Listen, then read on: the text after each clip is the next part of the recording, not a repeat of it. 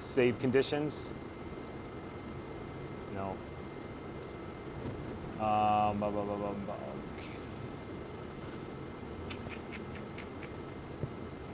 Observation condition, sorry, load.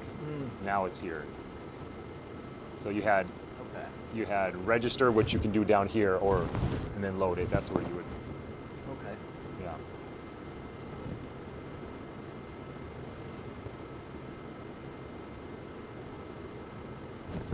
You want to use it? Play with it? Yeah, sure. Also, what did there was another time where I was seeing like that infinity symbol again. What does that mean? So that's when you hit the auto. That's what the beam's doing. It's making that infinity symbol.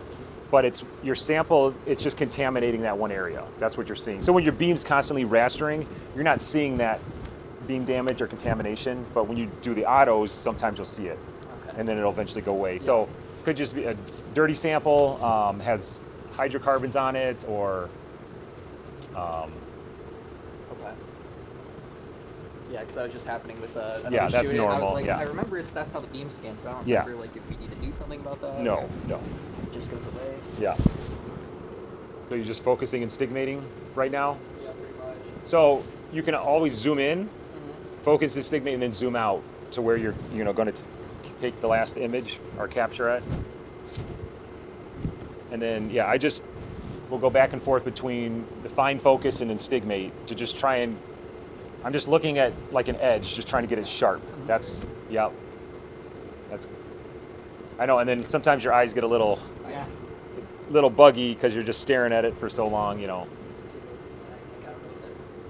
I say, can you turn the lights off in here? See if that helps.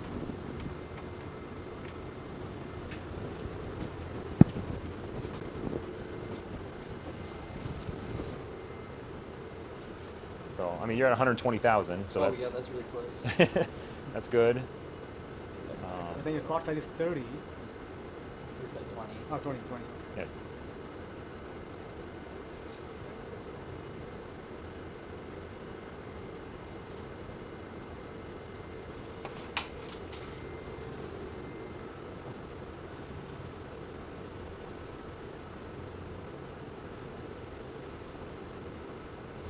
Maybe check your stigmators.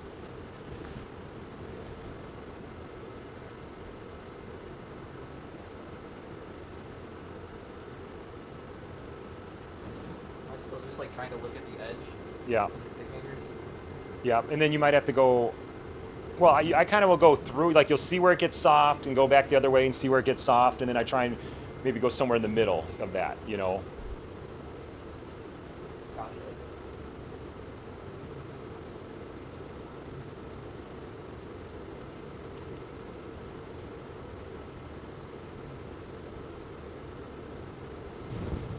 You don't go that far. You don't need to.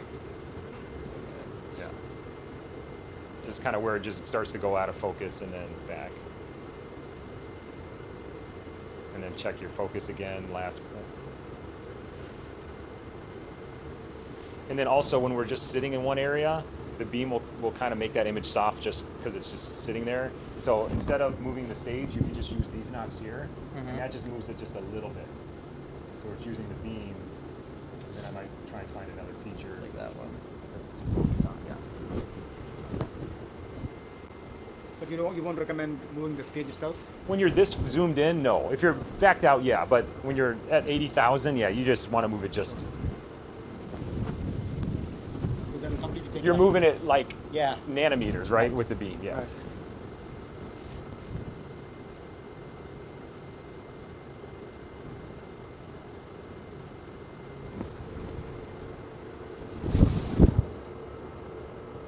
And then, yeah, then once you think you have it good, then you can do a slow scan to check it, you know.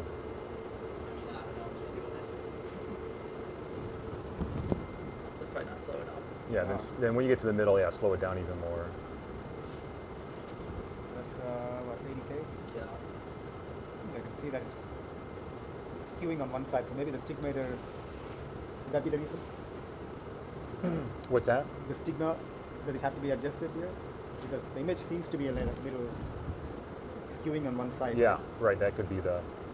Yeah, when you go through focus and it's doing that, then that's the stigmators.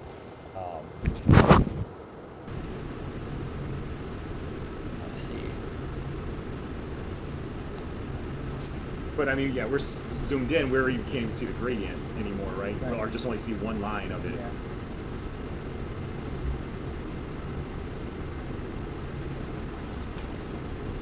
Yeah, it's almost hard to tell when it's even getting better focused or not. Yeah, because there's not a lot of contrast on this. So I know. It's if you go where there's more gradient, it might be, or zoom out a little bit, like so you see more of the lines. I don't see anything. Yeah, maybe we're not even on it anymore.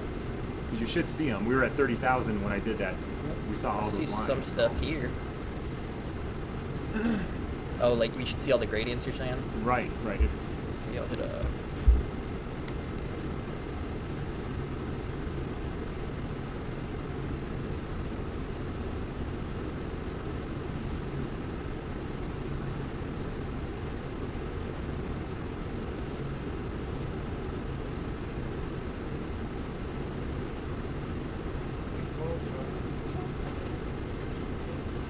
You said you were still seeing them at 30K?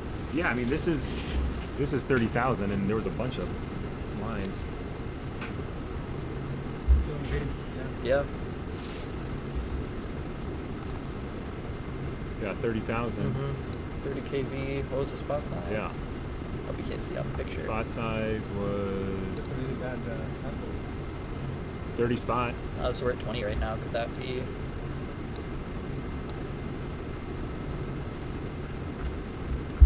I think I searched. Yeah, I guess. Yeah, maybe. Because I can kind of see Yeah, them you now. see them better at 30 Yeah. now, right? But you can also see where they were, and they kind of look like they're gone. You know. Yeah, because it's definitely not. Like I can see it, but it's really faint. Yeah.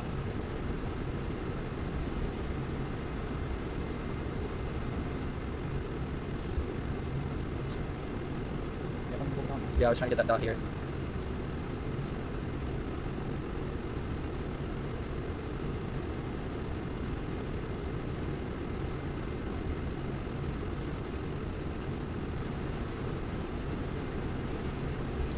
It's almost as you focus on that, the gradient. I know, it goes went out of away. focus. Yeah.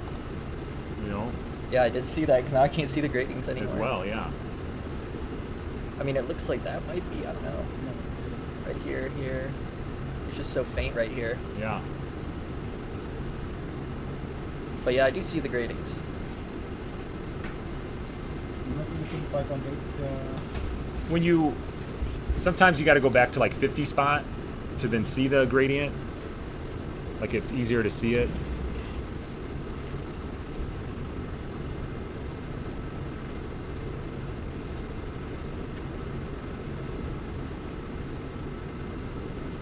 There they are. Yeah. So it's just that spot size, I guess.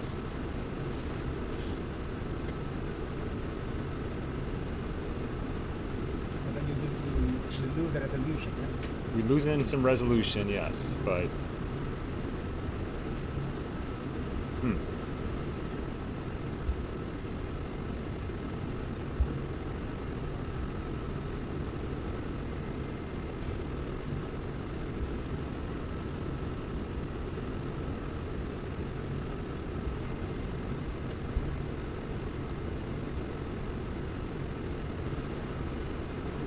Yeah, I think it's just this one has more.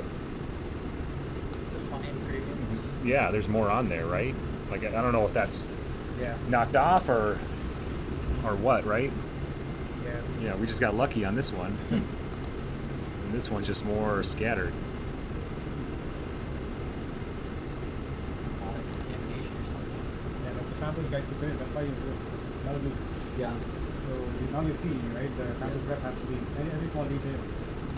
Yeah. Yeah, this first part over here was the best.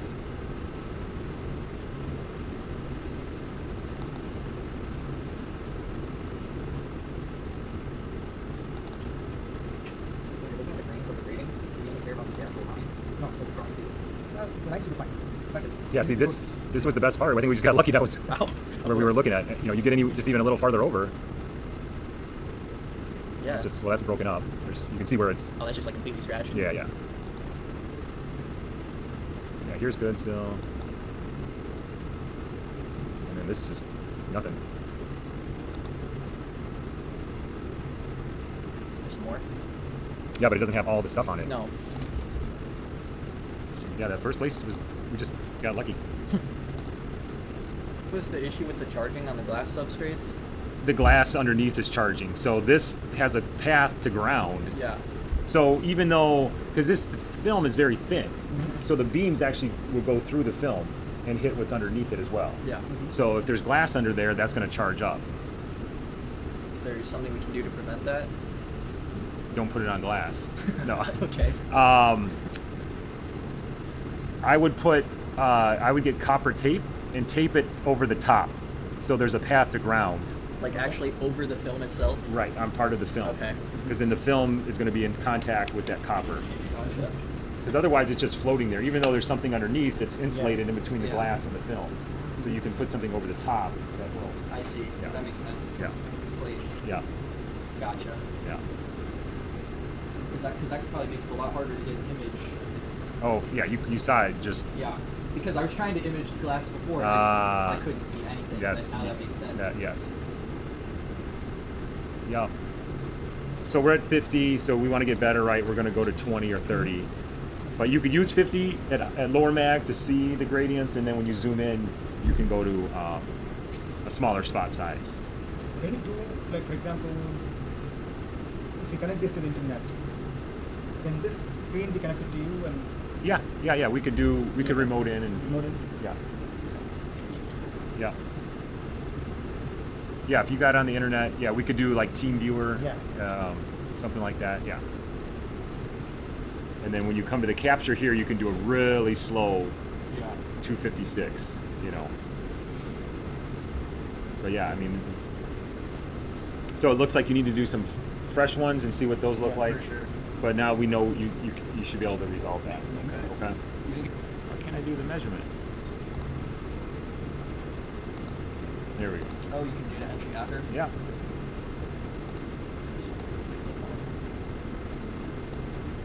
Oh, yeah. That's the 400 nanometer pitch.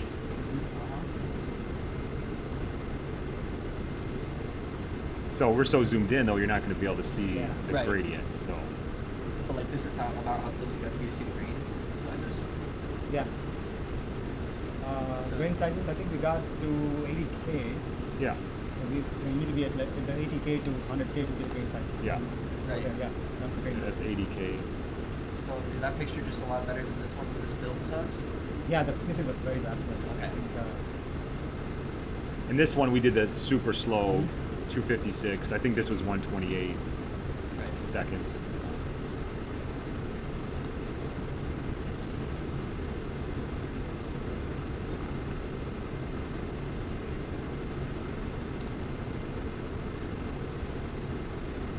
Adjusting the aperture must have been a huge help as well. So I did not do that before. Right, yeah, that definitely helps. Yeah, you can see where it was. where it Yeah, used to looks be. like they got not there very much. No. anymore. So yeah, I would start at a higher spot to find them Uh-huh. at low mag, and then as you zoom in, go to a smaller spot size, reduced area, focus, stigmate, back and forth, and then a nice slow scan. but even before that, you need to align, make sure the beam and everything else. Yeah, yes. Align. Check your alignment, aperture lines, stigmator lines. So what's the difference between all those four alignment? It's just, so aperture line is, we're aligning the beam to the aperture, Uh-huh. the actual one that we're putting in. Yeah. So we're trying to, it's basically going through focus for us. Okay. That's what it's doing, and then the more it's off, the more it's going to shift. The image is going to wobble. And then stigmator line, we're not stigmating here. All we're doing is we're balancing the field on the coil. So when we do stigmate, when this is turned off, these are now just stigmators, our image doesn't shift. So if the coil's not balanced, that field moves the beam. You can still stigmate, it just makes it harder to do because the image is moving. So it just helps us to stigmate by the image not moving. So that's all these alignments do. AFC align, theoretically that's supposed to help with the autofocus alignment. Same thing, you're just stopping the movement. I don't feel like that does a lot, so. So they all do with like how the image shifts. The main one is the aperture alignment. You just don't want that having big, huge swings, because that will affect your image and your focus. The stigmator lines, like I said, you can still stigmate, it's just harder because your image is moving around. Right. You don't want that, right? So,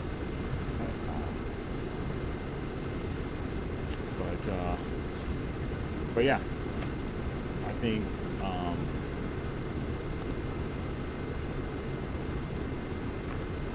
yeah, you're not going to see it until, yeah, you're around 5, 10K. But you can see it a lot better with a higher spot. Yeah, so I did autofocus. Nope. I'm going to go to menu, hit undo. Yep. Undo AFC, autofocus course. Brought me back. There we go. Yeah, because I was having to get a lot looking at ratings. Yeah. So find your gratings with 50, and that should be easy enough. And then go to like 20 or 30 slot. And you've just been on 30 kb this whole time too? Yes.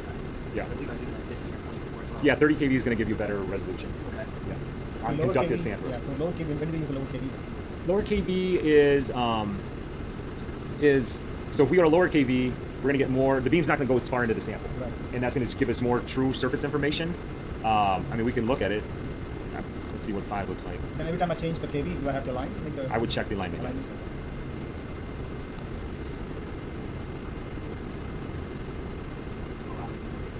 See how it's moving when I focus? That's my aperture line. I see. So we just go here. See, it's kind of moving in that same direction, right? Now it's just going into X. I'm going to adjust my X now. So it's going. You can zoom in. And see, it's out of focus now, so I'm going to stop it and refocus.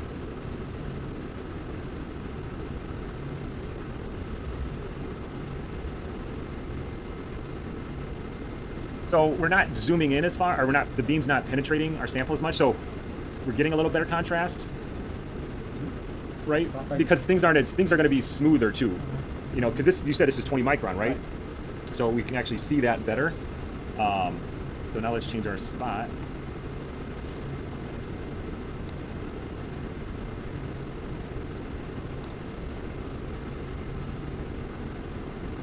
So it's a much grainier 5 right now. You just don't have as much signal to collect. But it's still,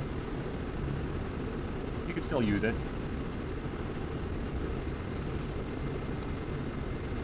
Yeah, it's a grainier image at 5 than it would have been at 30. So.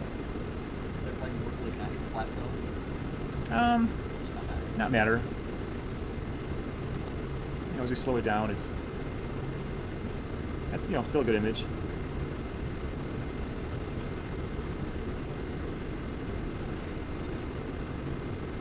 So yeah, this stuff, it's just play around with it is all I can say. Like you're not going to hurt anything, right?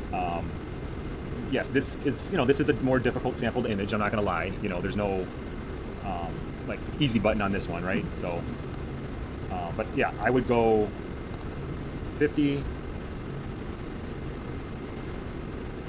You really don't even use the autofocus. No. And then yes, if you ever get lost, just find some, particles or something like that to focus on, right? If you ever just completely lose your focus, find something and then, well, now I can start to see that gradient, right? Oh, yeah. And then we're going to reduce and just focus on I was able it. to image the gradient before I actually never did close enough to see like the Sure. size of certain thing. So now we have to do our aperture again, right? Because we switched back to 30 kb.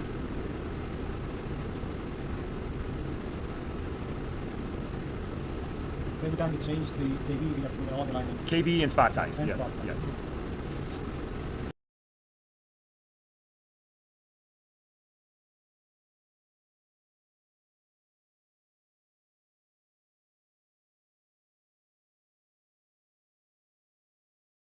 And then I would go to 20 after this now. But yeah, you can definitely find it at 50. Yeah. That's good too. Yeah. All right, I hope that helps. Yeah, it definitely does. Okay, good. Yeah, Very good.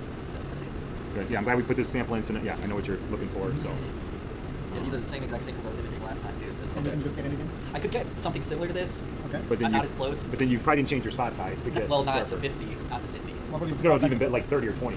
Yeah, I mean, I have the pictures on here actually, so they're probably. You can check all the data.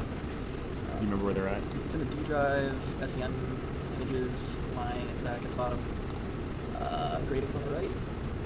Probably. Oh, I took some before too. See what Yeah. mine looked like. Oh yeah, those are the ones you took initially. Okay. These were probably completely different samples. Yeah, that's Yeah. only 8K. Mhm. Yeah, those. The other folder must be the pictures I took then. Yep. Yeah, that's really stigmatic. Oh. Is it? Yeah. That's Or good it to could know. have been charging. I don't know. Yeah. That's on the. Yeah, that's 6.9. Well, you're at 5 kV. Yeah, I was messing with the KV a lot too. So let's see.